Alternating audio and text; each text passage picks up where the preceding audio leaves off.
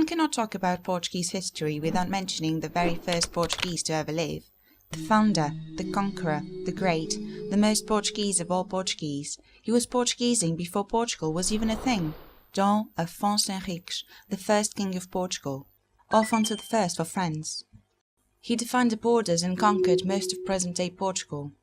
It's said that his sword weighed more than 15 kilos and required 10 men to carry it. But he probably just used a regular 5-kilo sword like everybody else. There are many legends surrounding him. He was pure awesomeness. But his mother never loved him. Afonso's mother, Teresa, is the daughter of this maid. He calls himself Emperor of all Spain. He has many kingdoms and land to worry about, so he gives the county of Portugal for his daughter to take care of, as well as a French husband. Ooh la la. Teresa and her French husband are very busy fighting against Galicia, which happens to be ruled by Teresa's half-sister, who happens to be married with her husband's cousin. They don't really like each other very much. In the meantime, Teresa has many babies. Afonso is allegedly born with crippled legs, and his mother finds him ugly. So the steward takes him, and then comes back later saying that Afonso's alleged crippled legs were allegedly cured by a saint, and he has normal legs now. But his mother still finds him ugly, and tells the steward to raise him. He does so.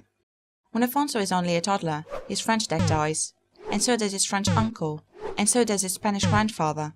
Since his Spanish aunt is the eldest and legit daughter of the king, she becomes Queen of Spain. And then she dies too. And her son becomes king, but he changes the title to Emperor because it sounds nicer. The new Emperor tells Teresa to know her place and to stay in the kitchen like a good woman. She says okay, and the county of Portugal becomes vassal of Spain. But Afonso, now 11, has very different political views from his mother. I have very different political views, mother, he said. Shut up, she replied. Go play with your Nintendo 64 or something. Correction, there were no Nintendos in the Middle Ages. Teresa only has eyes for her new lover, lavishing him with wealth and titles, and so she exiles her own son. Afonso doesn't like his new stepdad. Side note, nobody likes Afonso's new stepdad, because he's Spanish, and that's a big no-no. In Portugal, everyone wants independence, but the country is looking more like part of Spain. And we are not Spain. So at age 14, Afonso flips his mother off, makes himself knight, raises an army, and proceeds to take control of his mother's land. His mother thinks that's really rude. That's really rude, she said. How can you do such a thing to your own mother? She decides to give him a good spanking to teach him a lesson. But he has a bigger sword, so she loses, and she runs away with her new husband. With no one to beat his heavy sword with, Afonso turns to south and starts to kick moose bottoms. He's so awesome at kicking ass that even Jesus comes out from the skies to join Afonso in a battle, and they defeat 5 Moorish kings at once. Many historians believe this is a lie for some reason. Some say it's just really good PR.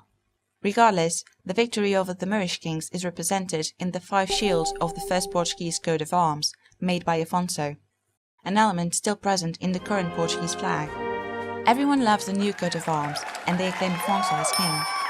Back in Spain, the emperor doesn't accept him as king. He's mad because Afonso didn't show up to his coronation party. But Afonso signs a treaty, and they're friends again. Now Afonso is king, and Portugal is independent. It's also important that the Pope agrees, so Afonso sends him a letter.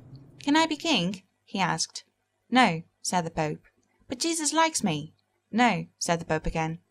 To show to the Pope that he's a good Christian, Afonso calls the Templars to kick the Moors out of Lisbon. They do so. It goes so well that they become super BFFs and they kick Moors out 5 more times. Afonso even makes a royal seal with a secret message for the Templars. It says, "Por tuo graal," for your grail. It's a pun. Templars love puns. Afonso writes to the Pope again. "Can I be king now?" he asked once more. "Okay," replied the Pope, "but only if you give me money." Never mind.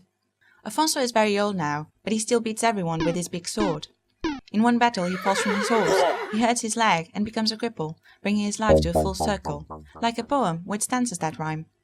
While lying in bed, Afonso hears a faint voice in the distance. It's the new Pope from Rome. "Okay, you can be king now," says the voice. Afonso is happy and dies.